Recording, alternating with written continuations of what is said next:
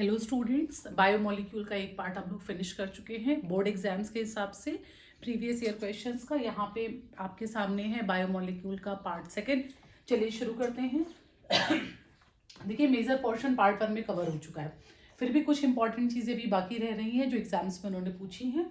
सबसे पहले देखिए, प्रोटीन्स के बारे में बात हो रही है यहाँ पे।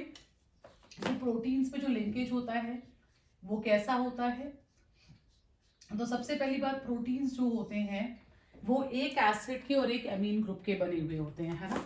मतलब इसमें एक होता है आपका एसिड ग्रुप और एक होता है आपका अमीन ग्रुप। तो अगर एसिड और अमीन ग्रुप को आप मिला करके बनाएंगे तो पहला जो बनता है वो आपका पेप्टाइड बॉन्ड बनता है ना। पहला आपका पेप्टाइड बॉन्ड बनता है, कैसे बनता है, ये यहाँ से H और ये वाटर ऐसे निकल जाएगा। तो ये देखिए, ये C डबल बॉन्ड हो NH, ये आपका पेप्टाइड बॉन्ड है और इसे अमाइड लिंकेज भी कहते हैं। किसी साल उन्होंने पूछा है कि व्हाट इज अमाइड लिंकेज। एक बार यहाँ जितना कुछ लिखा हुआ है सब प्रीवियस ईयर के क्वेश्चंस का मैटर है। तो इसी को अमाइड लिंकेज भी कहते हैं। देखिए, अगर एक एसिड और एक अमीन ग्रुप को लेके आप सबसे सिंपल अमीनो एसिड बनाएंगे, है ना। एमिनो एसिड का नाम ही एमिनो और एसिड है। NH2 मतलब एमिनो और एसिड मतलब C डबल OH ग्रुप। तो प्रोटीन्स क्या होते हैं, जो बेसिकली अमीनो एसिड के सीक्वेंस से बने हुए होते हैं। और सबसे सिंपल जो अमीनो एसिड बनेगा वो एक कार्बन के साथ बनेगा, इसको ग्लाइसिन कहते हैं। लिख लीजिए यहाँ कहीं, simplest amino acid is glycine, it is written on the board. उसके बाद देखिए, प्रोटीन को अगर मैं क्लासीफाई करूं तो प्राइमरी, सेकेंडरी, टर्शियरी, क्वार्टिनरी 4 तरीके के स्ट्रक्चर बनते हैं। जैसे देखिए, मान लीजिए ये प्राइमरी प्रोटीन है, एमिनो एसिड एक एक सीक्वेंस में लगा है। अब ये बीच बीच में एक दूसरे से बॉन्ड कर ले तो ये ऐसे घूम जाएगा, है ना। वो हो जाएगा सेकेंडरी स्ट्रक्चर। और फिर जो सेकेंडरी स्ट्रक्चर की भी फोल्डिंग अगर वो आपस में बॉन्ड कर ले तो वो और कॉइल्ड हो जाएगा, वो बनता है टर्शियरी स्ट्रक्चर। तो देखिए, अमीनो एसिड जो होता है वो प्राइमरी स्ट्रक्चर जो होता है वो अमीनो एसिड्स का एग्जैक्ट सीक्वेंस होता है ना। उसके बाद में सेकेंडरी स्ट्रक्चर, मैंने अभी बोला ना कि अगर प्राइमरी स्ट्रक्चर बीच, मान लीजिए ये वाला पॉइंट इस वाले पॉइंट से ऐसे बॉन्ड कर ले तो ये क्या हो जाएगा, ये सेकेंडरी स्ट्रक्चर हो जाएगा। इसमें 2 तरीके के स्ट्रक्चर पॉसिबल है। एक हेलिक्स बनता है, उसे अल्फा हेलिक्स कहते हैं, और क्योंकि वो इंट्रामोलिकुलर हाइड्रोजन बॉन्डिंग से बनता है। कैसे, एक यहाँ पे अमीनो एसिड था, एक यहाँ था, इन दोनों ने बीच में आपस में बॉन्ड कर लिया तो अंदर ही अंदर हाइड्रोजन बॉन्डिंग बन गई। और मान लीजिए एक अमीनो एसिड ये हो और बीच में एक दूसरा अमीनो एसिड ये हो और हम एक कुछ यहाँ से निकालें और कुछ यहाँ से आपस में हाइड्रोजन बॉन्डिंग अगर बनाते हैं तो वो क्या, शीट की शीट बन जाएगी, 2 3 4 5 6, तो उन्हें कहते हैं हम बीटा प्लेटेड शीट्स। देखिए, ये भी एक साल उन्होंने पूछा है कि अल्फा हेलिक्स से बॉन्डिंग कौन सी होती है, बीटा प्लेटेड शीट में बॉन्डिंग कौन सी होती है। इसके बाद आता है टर्शियरी स्ट्रक्चर। ये फिर से 2 तरीके का है। एक राउंड और फोल्डिंग कर दीजिए, ये फाइब्रस है और ग्लोबुलर है। उन्होंने पूछा है कि फाइब्रस प्रोटीन के एग्जाम्पल बताइए, तो fibrous protein is present in myosin and keratin. फिर उन्होंने पूछा है ग्लोबुलर प्रोटीन, तो ये इंसुलिन में मिलेगी, हीमोग्लोबिन में मिलेगी। आप और भी एग्जाम्पल देख सकते हैं, बट ये सब तो उन्होंने पूछा है। फिर आता है क्वार्टिनरी स्ट्रक्चर। ठीक है, मायोसिन क्या होती है, मसल प्रोटीन होती है। हीमोग्लोबिन क्या है, ब्लड की प्रोटीन, ऐसे हीम प्रोटीन भी कहते हैं। केराटिन कहाँ होता है, हेयर नेल्स वगैरह में प्रेजेंट होता है। इंसुलिन आप जानते ही हैं, शुगर के प्रॉपर मेटाबॉलिज्म के लिए जो सबसे रिक्वायर्ड चीज प्रोटीन है वो इंसुलिन है। अब बनाते हैं क्वार्टिनरी स्ट्रक्चर, है ना। एक फर्दर फोल्डिंग होगी तो उसमें क्या बन जाएगा, क्वार्टिनरी स्ट्रक्चर बन जाएगा। इसके बारे में मैंने कुछ लिखा नहीं है। अब एक क्वेश्चन ये आता है कि मान लीजिए आप प्रोटीन को हीट कर दे तो उसके ऊपर क्या असर पड़ेगा। देखिए, प्रोटीन एक बायोलॉजिकल कंपाउंड है ना, आपका नाम ही बायोमोलिक्यूल है। तो अगर आप इसे हीट कर देंगे तो इसकी जो नॉर्मल बायोलॉजिकल एक्टिविटी है वो खत्म हो जाएगी। पर वो क्वेश्चन ये पूछते हैं कि ये जो शुरू के 3 स्ट्रक्चर्स है, इसको हीट करने में कौन सा बचता है और कौन सा खत्म हो जाता है। तो सबसे पहली बात तो डीनेचुरेशन ऑफ प्रोटीन बहुत पूछा है उन्होंने, लगभग हर साल पूछा है। या तो हीट कर दीजिए या प्रोटीन की पीएच में चेंज कर दीजिए, है ना। पीएच में चेंज कर दीजिए तो इससे जो बनते हैं, इसमें क्या होता है, सेकेंडरी और टर्शियरी, ये और ये स्ट्रक्चर डिस्ट्रॉय हो जाता है और लेकिन प्राइमरी स्ट्रक्चर इंटैक्ट रहता है। बेटा, एक भी लाइन आपको इसमें से मिस नहीं करनी है, सब पे क्वेश्चन है। प्राइमरी स्ट्रक्चर इंटैक्ट रहता है मगर सेकेंडरी और टर्शियरी स्ट्रक्चर डिस्ट्रॉय हो जाते हैं डीनेचुरेशन ऑफ प्रोटीन में।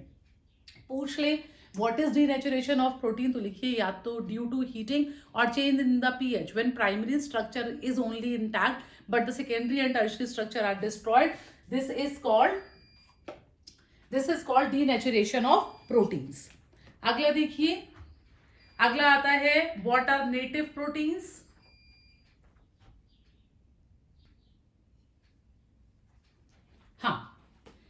तो ये हो गया डीनेचुरेशन ऑफ प्रोटीन के बारे में बात हो गई। अगला उन्होंने कई बार पूछा है व्हाट इज नेटिव प्रोटीन, कई साल पूछा है, आप देखेंगे तो आपको मिलेगा एग्जाम में। कुछ नहीं, present in biological system with the 3D structure, मतलब एक जो नॉर्मल 3 डायमेंशनल, यहाँ टर्शी तक आते आते प्रोटीन का स्ट्रक्चर, यहाँ पे 1 डायमेंशन है, 2 डायमेंशन, यहाँ तक आते आते 3 डायमेंशनल स्ट्रक्चर। तो उन्होंने बस इतना पूछा है कि what is the native protein. तो बायोलॉजिकल सिस्टम में जो नॉर्मल 3 डायमेंशनल प्रोटीन प्रेजेंट होती है उसको नेटिव प्रोटीन कहते हैं और इसमें बायोलॉजिकल एक्टिविटी देखी जाती है। बस इतना ही लिखना है आपको इस क्वेश्चन में। आगे उन्होंने ये पूछा था कि जो अमीनो एसिड्स होते हैं दे बिहेव लाइक सॉल्ट। देखिए बिहेव लाइक सॉल्ट व जिटर आयन, सब में आपको एक ही आंसर लिखना है। एक प्रोटीन बनाइए, उसमें एक एसिड ग्रुप दिखा दीजिए, एक एमीन ग्रुप दिखा दीजिए। अब जैसा कि आपको पता है कि एमीन ग्रुप में NH2 है, इसके पास लोन पेयर्स होंगे, है ना, इसके पास लोन पेयर्स होंगे। ये बॉन्ड आप ऐसे तोड़ लीजिए, इसको ऐसे रेजोनेंस करके दिखा दीजिए।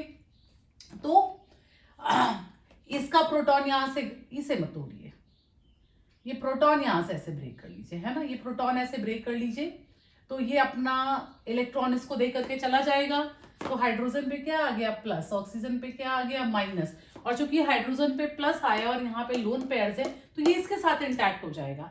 तो आप देखिए कि ये जो बना अब ये सॉल्ट की तरह बिहेव कर रहा है, इसके ऊपर चार्जेस आ गए हैं। वैसे भी कोई सॉल्ट, एसिड और बेस अगर दोनों ग्रुप प्रेजेंट होते हैं, राइट, और वहां पे आयनाइजेशन प्रेजेंट हो तो उसे क्या कहते हैं आप, सॉल्ट कहते हैं। भाई आप जूनियर क्लासेस में वाटर मॉलिक्यूल रिमूव करके सॉल्ट बनाते थे, अगर आप सीनियर क्लासेस में आ गए तो चार्ज लगा के सॉल्ट बनाइए, और इसी को हम जिटर आयन कहते हैं। ठीक है, तो ये इस पे, हाँ एक ये था कि what are essential amino acid, what is non essential amino acid. देखिए जिन्हें डाइट के थ्रू आप पूरा कर लें वो आपके हो गए एसेंशियल अमीनो एसिड, और जिनको आप डाइट के थ्रू पूरा ना कर पाए, सॉरी हाँ, जिन्हें आई थिंक मैंने आपको गलत बता दिया, एसेंशियल और non essential amino acid.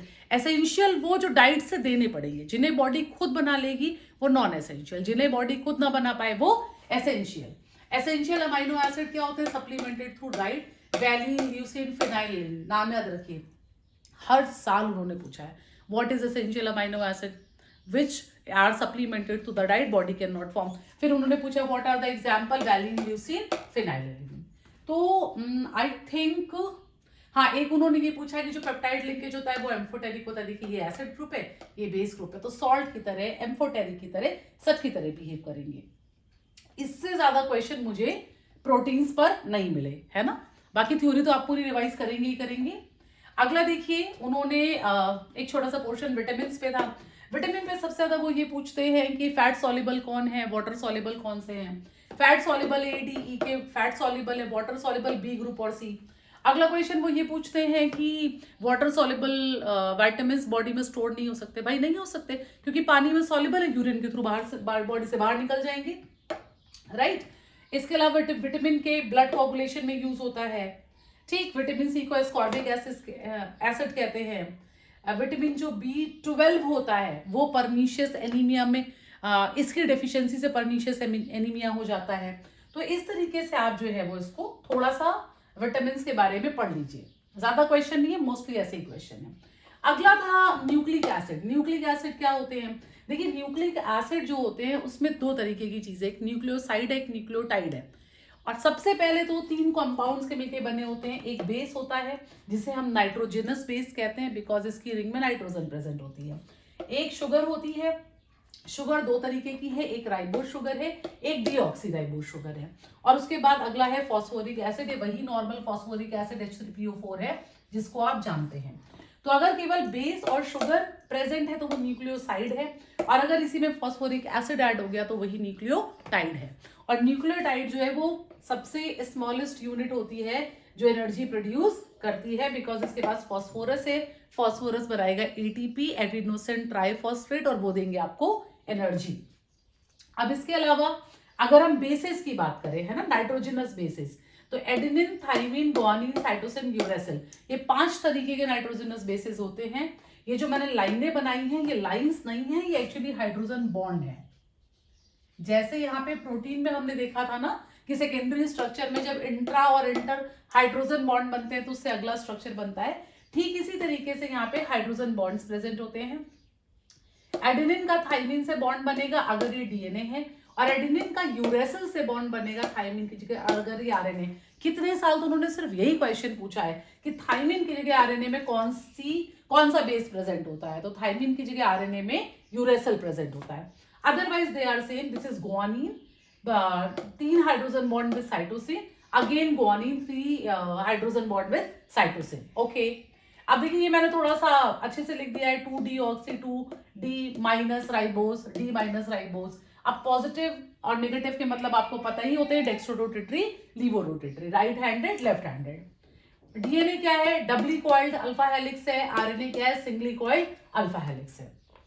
Okay, एक क्वेश्चन था कि डीएनए के जो दोनों स्ट्रैंड्स होते हैं वो जो है आइडेंटिकल नहीं होते, वो एक दूसरे के कॉम्प्लीमेंट्री होते हैं, है ना। तो आइडेंटिकल नहीं होते हैं क्योंकि इनके जब आमने सामने 2 स्ट्रैंड आप रखेंगे तो वो एक दूसरे से हाइड्रोजन बॉन्ड बना के कॉइलिंग करते हैं। और आप देखिए ना, ये जरूरी नहीं है कि ये हमेशा एकदम इसी सीक्वेंस में लगता चला जाए, कभी इधर एडेनिन थाइमिन हो सकती है, कभी थाइमिन इधर हो सकती है, एडेनिन इधर हो सकती है, तो वो आइडेंटिकल नहीं है, वो कॉम्प्लीमेंटरी है। आपको बस इतना लिखना है कि due to presence of different nitrogenous bases they are not identical, they are complementary.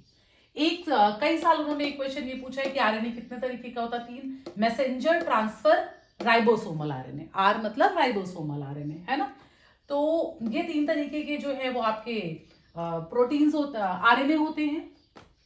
फिर देखिए डीएनए जो है वो आरएनए बना सकता है और आरएनए प्रोटीन बनाता है। डीएनए से आरएनए बनने के प्रोसेस को हम ट्रांसक्रिप्शन कहते हैं और आरएनए से प्रोटीन बनने के प्रोसेस को हम ट्रांसलेशन कहते हैं, राइट। ये पोर्शन मैंने आपको कवर ही कर दिया। एक पिछले वाले पार्ट में छूट गया था, उन्होंने ग्लूकोज का पायरेनोज स्ट्रक्चर पूछा था। पायरेनोज और फ्यूरेनोज रिंग बायोमोलिक्यूल के फर्स्ट पार्ट में मैंने पढ़ा दिया, आप वहां जाके पढ़ लीजिए। बस उन्होंने एक स्ट्रक्चर बनाने को कहा था तो मैंने यहाँ बना दिया। ये देखिए, ये दोनों बॉन्ड यहाँ से पहला कार्बन 1 2 3 4 5, आप ऐसे रीड करेंगे 1 2 3 4 5, तो ये पहला कार्बन, ये दूसरा, दोनों H ऊपर दोनों OH नीचे, फिर तीसरे में OH ऊपर H नीचे, चौथे में H ऊपर OH नीचे और पांचवें में OH ऊपर H नीचे। अब ये अल्फा डी स्ट्रक्चर है।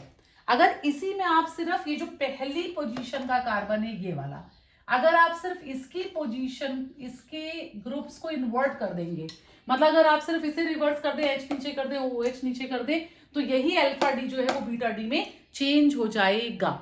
Alright children, and this is called pyranose structure of glucose. इसके अदर दिन भी थ्योरी पढ़ लीजिए, अदरवाइज ऑलमोस्ट कवर है। मिलते हैं नेक्स्ट वीडियो में। Thank you.